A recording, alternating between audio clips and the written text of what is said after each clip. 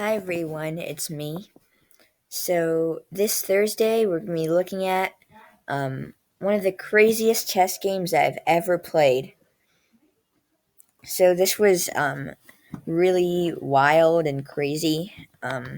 So I was playing white in this game, and yeah, let's get right into it.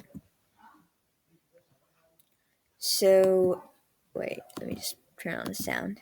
So this game started off with some pretty normal stuff, and if you've watched a lot of my videos, you probably know what I'm trying to do. Um, so I think that right there was a pretty interesting move.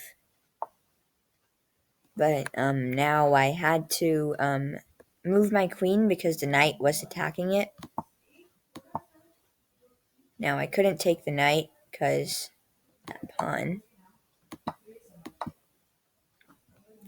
So now if you notice, yeah, now my opponent and I were both even in material. So that was nice.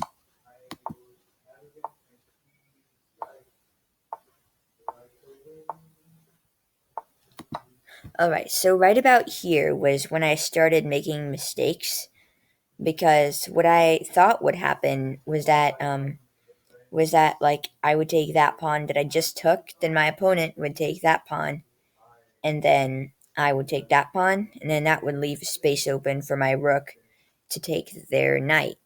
But by the time I realized that there was no way that would work, it was too late. Um, like that bishop over there on f8 exists. And now this was my big mistake, because my queen was now pinned to my king. If I would not be legally allowed to move my queen anywhere, because then I would be in check. So so one of my friends pointed out that I could have took the knight with my rook now, so I wouldn't be as behind in material, but I I took the bishop, and then I lost my queen. Now my opponent was 6 points ahead of me, but still kept going.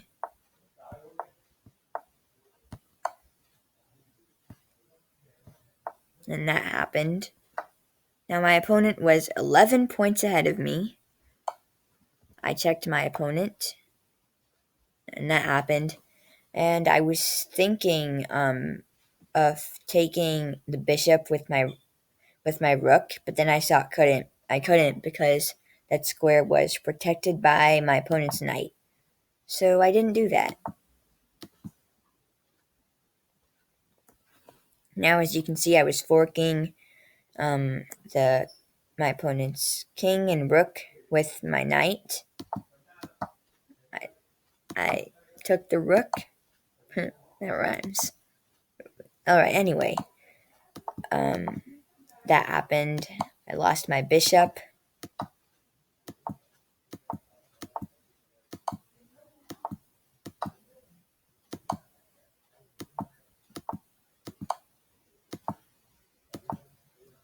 So my opponent moved his or her or their pawn like 2 points, not 2 points, two spaces ahead. So I actually did the same. But the difference, like the main difference, was that when I did that, I checked, I put my opponent in check. So I think it would have been a better move to move their king up to a6. So now both of our pawns were racing up,